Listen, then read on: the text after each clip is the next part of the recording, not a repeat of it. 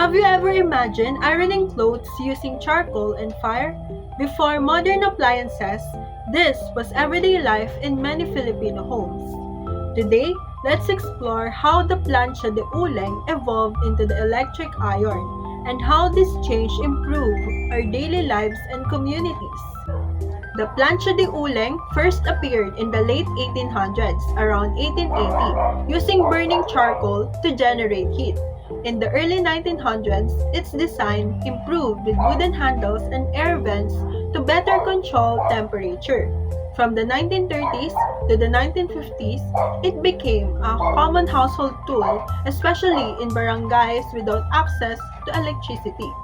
In 1882, the first electric iron was introduced, but it became widely used in homes during the 1920s and 1930s as electricity spread.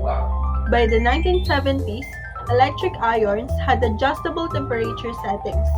In the 1990s, steam irons were developed, and today, in the 2020s, modern irons feature automatic shut-off, non-stick or ceramic plates, and energy-efficient designs. So if we were to compare the two, both the plancha de uleng and the electric iron serve the same purpose, to press clothes and keep them neat and presentable.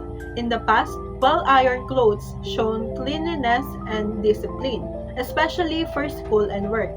However, when it comes to efficiency, the plancha de uleng takes time to heat and needs constant attention. If the charcoal cools down, ironing must stop. The electric iron heats quickly and maintains a steady temperature, making ironing faster and less tiring. In terms of cost, the plancha de uleng is cheaper to buy and does not require electricity, but it needs continuous charcoal supply.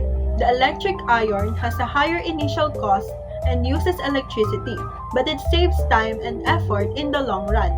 Looking at the environmental impact, the plancha de uleng produces smoke and ash that can harm health and contribute to air pollution.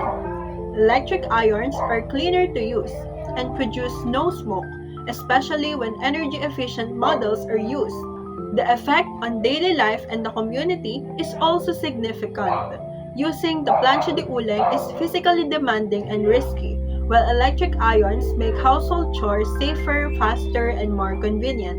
This allows family more time for work, school, and rest. Lastly, in terms of sustainability, the plancha de uleng relies on charcoal, which contributes to deforestation. Electric irons, when used responsibly, support more sustainable living through reduced pollution and efficient energy use. In conclusion, the transition from plancha de uleng to electric iron reflects how technology evolves to improve comfort, safety, and sustainability, from fire-powered tools to modern appliances. This evolution shows how innovation continues to shape everyday life in our community.